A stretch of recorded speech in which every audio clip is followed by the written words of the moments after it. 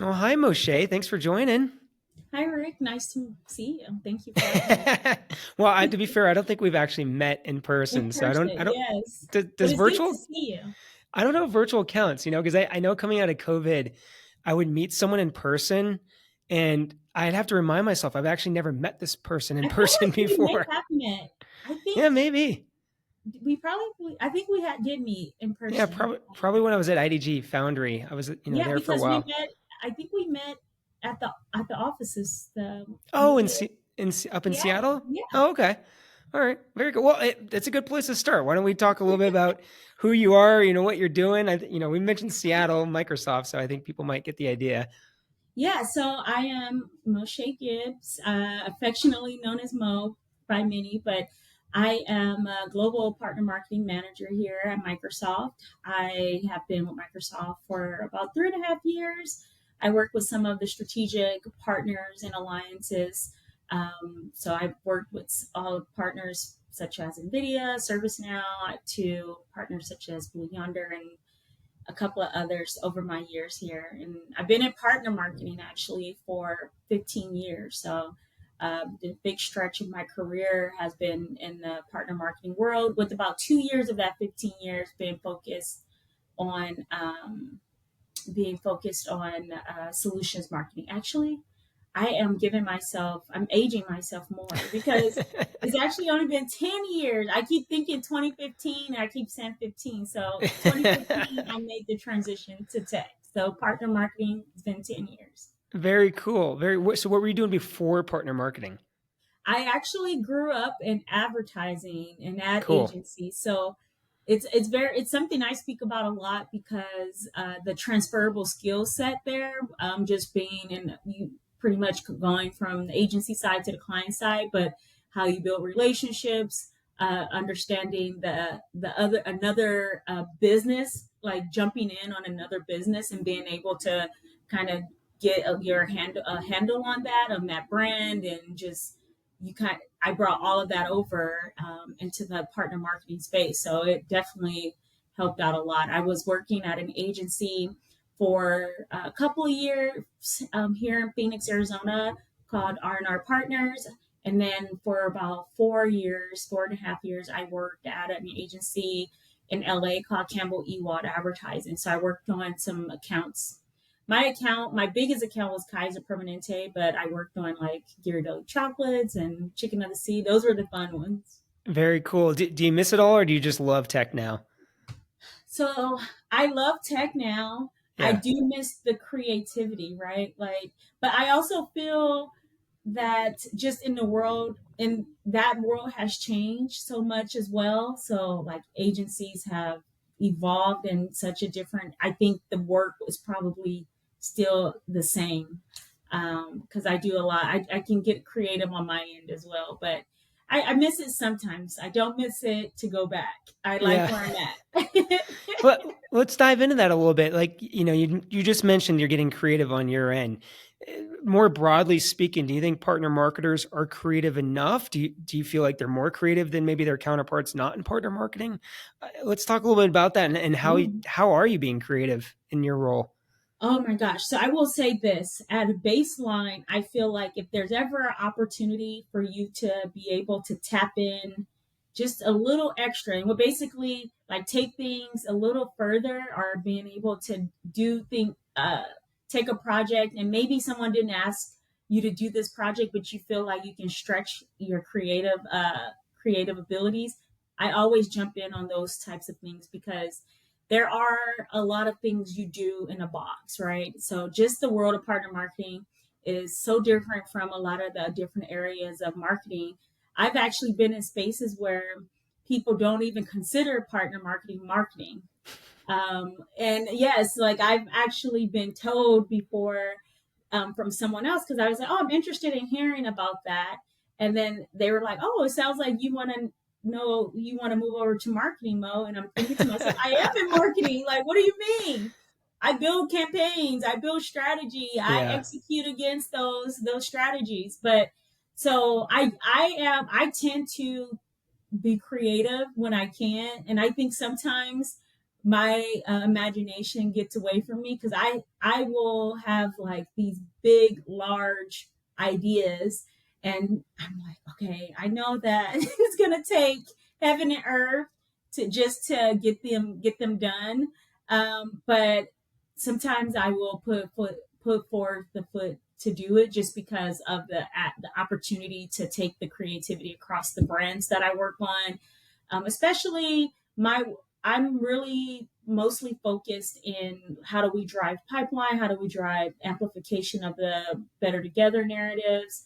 And sometimes you can get really stuck in doing the same old things, right? Like webinars or doing this and doing that. But how do we make it go to the edge a little bit, right? Like, Hmm. how can we take this webinar and amp it up just maybe one step? Maybe we are bringing in someone, maybe it's not a webinar, maybe it's just a live demo, and then we do an AMA at the end, or maybe it's a live stream versus a webinar, or maybe we do it on site at an event, and we then take the content and then cut it down and make it a series, and or whatever that may be. Just kind of always trying to think about ways to make it creative and just bring that flair, that extra fun flair to it, I think. It's funny. I can see that because I was talking to someone earlier this week, and we were doing a little meetup in Denver with other partner marketers, and she was saying it was nice to be around other partner marketers because some of the other partner organizations she's in, not a lot of them are in marketing, right? They're Mm-hmm. more on the alliance or sales side. But at the same time, I feel like the partner marketer is almost more of a marketer than your average marketer because working with some of these larger organizations, you'll have content marketing specialists and social marketing specialists, and just go down the specialist line, and that's all they do. On the partner marketing side, even at these large organizations, I feel like you have to do it all. You have to do everything from Yes. strategy down to like social copy. I mean, you're Yeah. literally a jack of all trades. I think the best part about it though is that I'm trying to stop moving too, because I feel like my background is like Nah, bothering you're me. okay. Most people are just Um, listening, anyways. I I will say though that I work with a lot of talented marketers in other functions, so product marketing teams and integrated marketing teams. But I do realize, like in where I sit at, like you kind of have to have an ability to do it all. You have to be the project manager. You got to be the integrated marketer. You got to be the growth marketer. You got to be the product marketer for your internal audience, right? Because you kind of are the owner of the brand. And so you need to understand the solutions and stuff to take back to your teams, especially if you're working on specific different company solutions like I do. So there's a little bit of an element there just across the board. And I think that's the fun part about the job, right? That's what Mhm. keeps us partner marketing people coming back to work every day, because you get a little bit of everything. Yeah. Let's talk a little bit about pipeline. I know that's a big challenge for a lot of people I talk to out in the industry right now. What are you seeing with pipeline in general? Is it a big challenge on the programs you're working on? Have you seen any successes in terms of, strategies or tactics that you're willing to share? Just what's the world of pipeline like today from your perspective? So I will say, I know you said today, but I'll take it back just a little bit, because it's always been an issue. And I think in partner marketing, it's always going to be an issue just because of tracking.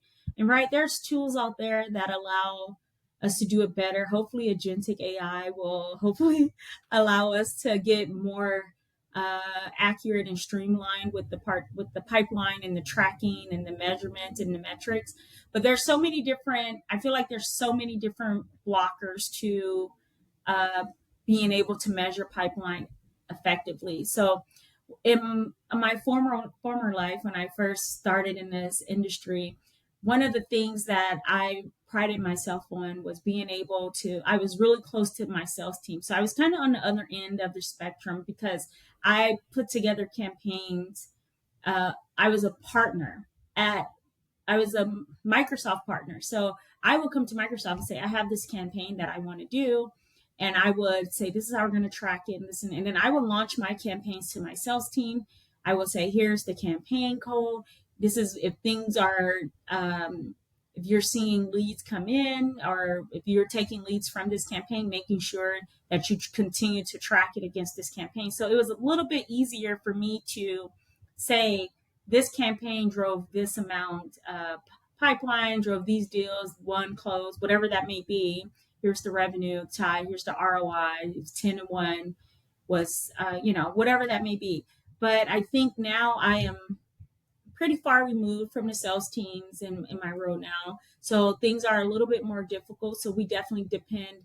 I'm on the other side. So I depend more on that partner for the tracking and things like that. So there are just limitations in that, and things are not always automated or streamlined. However, everything you do is pipeline. It drives pipeline, right? And so when you look at a full go-to-market strategy, marketing pretty much touches each piece of that strategy, right? So messaging, you have an element of marketing there. If there's an offering, if there is a product that you're going to market with, marketing helps with the messaging, marketing helps with the sales enablement piece, marketing will help with if there's an offering that comes in from the sales team or whatnot, marketing will help get that out to the masses. We help with the digital experience. If there's an event, we set the bones up so the sales team can be able to go and execute that event and be on site. So we have an element in all of that. So sometimes I look at, if I'm unable to accurately track pipeline, I'll go back and say, okay, we did this many touch points, and obviously if you have targeted lists and things like that, as deals close, you're going to know what you can attribute to your marketing efforts that you did, especially if it's a complete go-to-market plan, right? And it's very tied into what sales is focused on and what everyone that's a part of that, what the product team is focused on. So that's kind of how I look at things now. Mm-hmm. But overall, yes, pipeline is always where you want to go. Pipeline, acceleration of pipeline, and then obviously looking at those one deals is so important. Yeah, it's interesting you mentioned plan. I was talking to Mike Mahoney at Tanium, and he was talking about just the importance of starting with a plan, right? And I think a lot of people are struggling with pipeline, especially for the reasons you mentioned in terms of just attribution and partner sourced and partner influence. But I think if you don't have a plan, like that's probably a good place to just start, right? Yes, I think in the majority of time, I will say 95% of the time, people come without a plan. They'll come with tactics. Yeah. But I'm like, okay, you got to have strategy first. What's the business goals? What is all of that set up? Here's the strategy. This is why we're driving it. And then your plan comes after the strategy. Your tactic is a part of the plan. A lot of times people will just have the tactics. There's nothing threading them together. Like there's no messaging tying them together. Like sales is siloed doing this and marketing is siloed doing this. And then if it's partner marketing, it's even 3 or 4 more layers of silos that's happening on different areas. So, I don't think there's a perfect formula here, but I do think that, like you said, there needs to be a plan. And the only way you have a plan is if you have a strategy. Strategy comes first. And a lot of times I think we skip out on the strategy. And that's Mm-hmm. also due just to timing. Sometimes you got to go, but as long as you knowing where you're going, like why are you going over there, the why behind it, I think that kind of also alleviates the fact that there's not always a plan or strategy in place. Yeah. Well, especially with, tools now, I know Microsoft's got a number of these tools I used in my last company, just with AI, it's getting harder and harder to have the excuse you just don't have time too. I mean, there's certain tools I think that people can be utilizing to at least create, 90% of the plan. And then, you got to put your 10% into it in terms of revising and reviewing. But, there's tools out there to help you, even though we have to move quickly. Yeah, no, I agree. There are tools that are out there. I think one of the things I pride myself on is that if I have the opportunity to get ahead of things, I'm always looking around a corner, especially if I've already been through it, right? If I've been through the craziness of like the last minute or the not having a plan or anything I'm not going to make that mistake again. Let's try to get ahead of it. But I think the most important lesson I've learned is that not everyone thinks that way because everyone has different priorities, right? Like you Mm-hmm. may have 10 15 different things happening.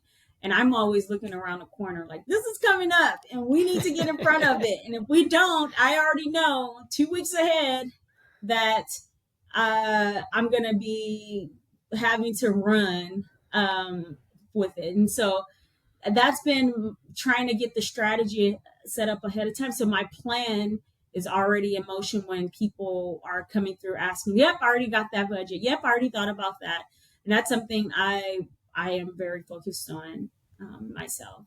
Are you utilizing AI at all to help you stay ahead? Because it's very fast paced. So It is fast paced. So I leverage a couple of tools. I mean, obviously, when you Microsoft 365, like Copilot, the tools, the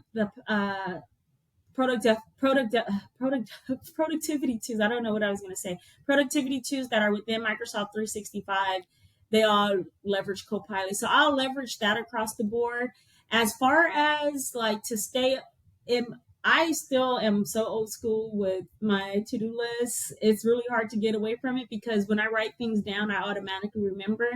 A lot of my alerts and things that go off, I don't look at. yeah, So like I would literally need like an AI tool to come off the screen and like sit in my yeah. face and tell me It's it's funny. time It's for like, you to do this. I just yeah, sent you this, or I just booked this for you, and then I got to go and double check it and make sure it booked it right. So those are things that I have to start getting used to. But I definitely leverage obviously content and emails, making sure my inbox is organized and things Copilot for that. I leverage it a lot for that. Scheduling meetings, um, that's something I've done as far as like I don't have to when I want to write agendas and things like that. I don't mhm. have to write I'm very big on I'm only accepting meetings with agendas in it. So like leveraging Copilot um, to create the agendas and stuff based on the Hmm. conversations. That's been pretty helpful, and that's automatic. It just kind of comes up, and then you edit as needed. Oh, cool. Um, yeah, and then there's a couple of other things, but Copilot is our UI for all things AI, So is our assistant. is it pretty much from just a individual contributor productivity standpoint? Or are you seeing any Yeah. applications for the broader partner marketing role or function at this point? There's nothing specific for I'm not using anything specifically for partner marketing. I've Yeah. created a couple of chat agents that help me with my partners. So as far as like uh, feeding it like, hey, I'm doing this, and then that way it already has all the information that I am working What's been on. your experience So with that? Has that performed up to expectation, or does it have some way to go in terms of creating your own agent? so I like if I step out of my Microsoft world, and just say this is me, Mo'Shai Gibbs in the world, not at work. It's pretty simple, right? Like is the chat piece of it is pretty simple. Obviously now they have more the autonomous versions that you can work on and things like that. It's simple, but you have to make sure whatever you're feeding the like what's the data you're giving it in order Hmm. for it to make sense of what you want it to do. And so in my personal life, like I've leveraged Chat GPT and Claude and some other ones, and I've created my own GPTs that help me with personal things, right? So I'm a caretaker, and so I want to know more about with the laws and things changing and budgets and stuff. So, like, what are the services? What's happening here in my state? What Hmm. are the laws I need to watch for? When are these going to take impact? I get those updates, and I've automated some automated. I've added in automated prompts like monthly, so that happens, and I get that information. And I've also done it to where I have leveraged it as a tool to so you can go in and create those yourself. You basically give it the personality you want, you give it the tools you want. So I've taken that framework and tried to mimic it, but obviously in the professional, like what do I need to do? And it's been pretty much the same, leveraging some of the internal tools at work.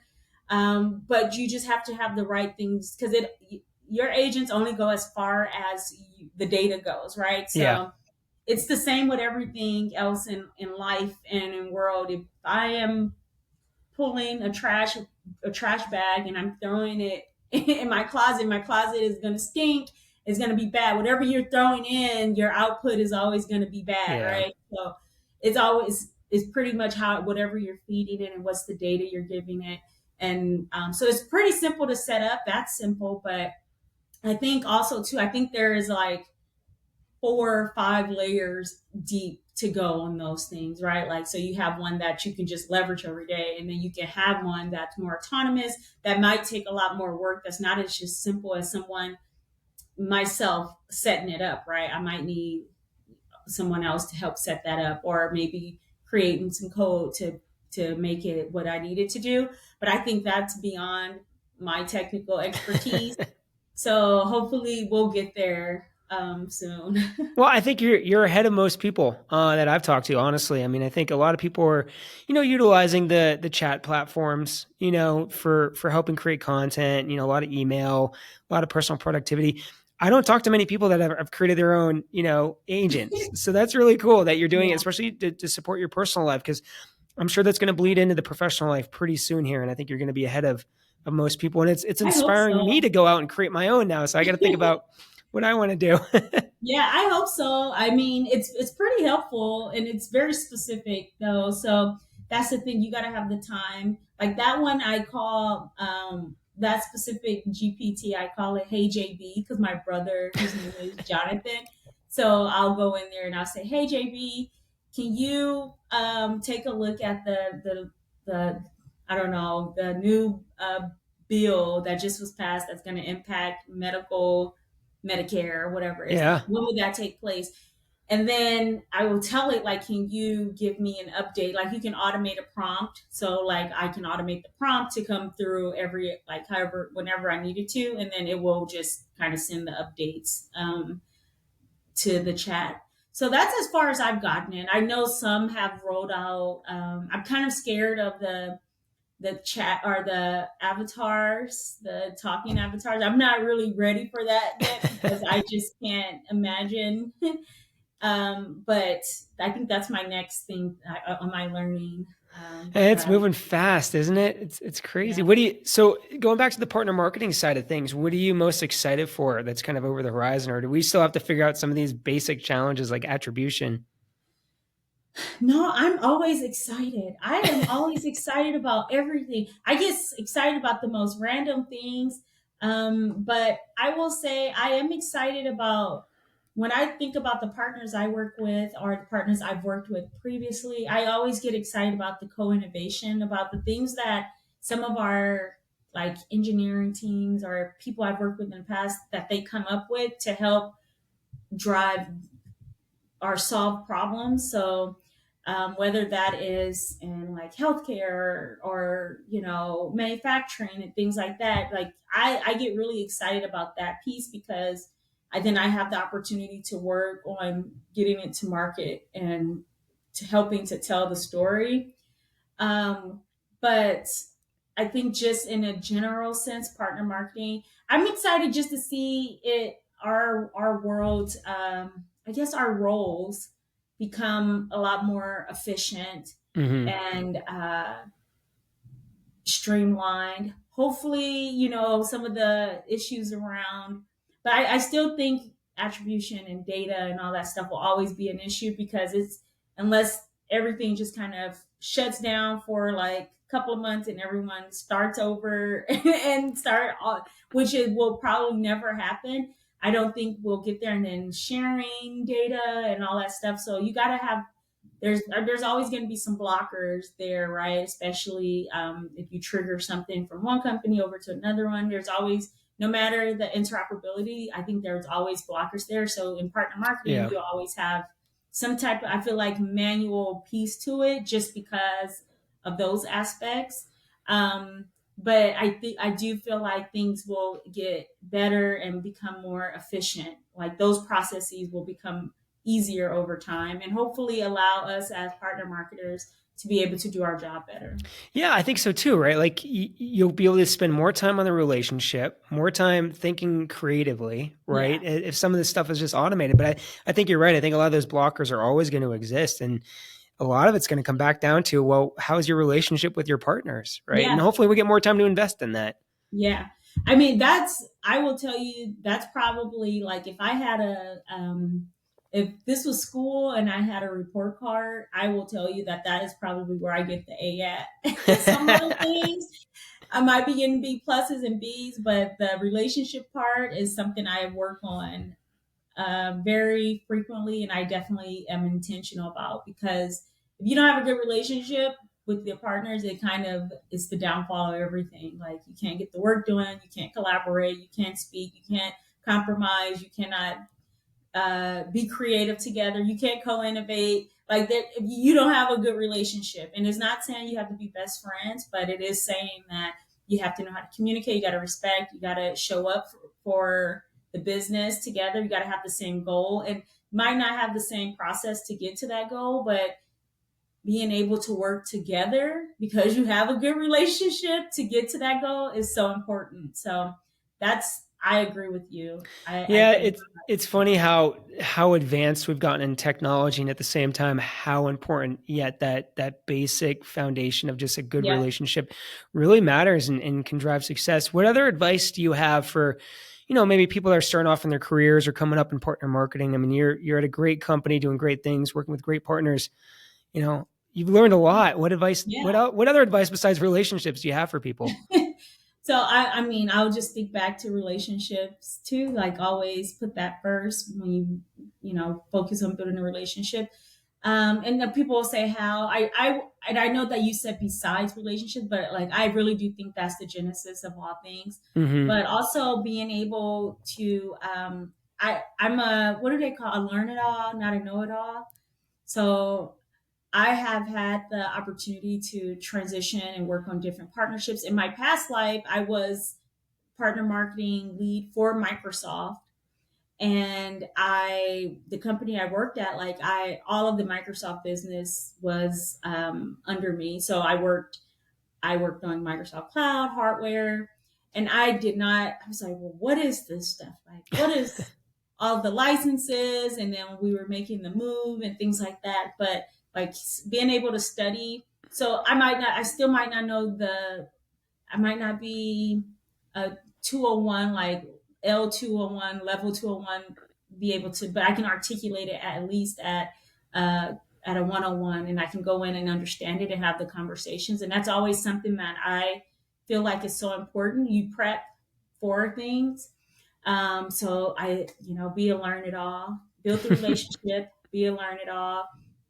I will say something that has become very important, and I think in the last like year to me too, is like preparation. Not everything is urgent, and then to me, if everything is urgent, that means that there's no clarity, there's Hmm. no plans ahead of time.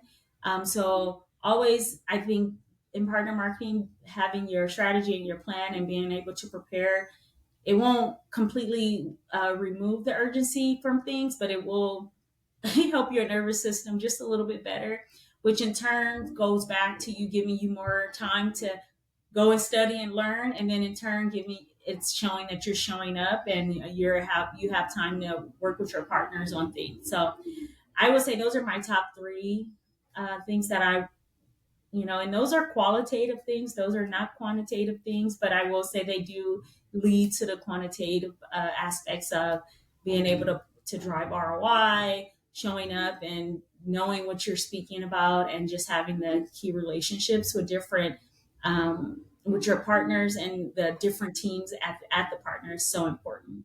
Yeah, I mean, for me, they're basics in the sense that they're foundational, right? And anyone I know that's really good at what they do, they've mastered the basics, and they Yeah, even go back to the basics all the time. And when things all are the messing up, time. it's right. And then just There's like okay, skills that you don't think about.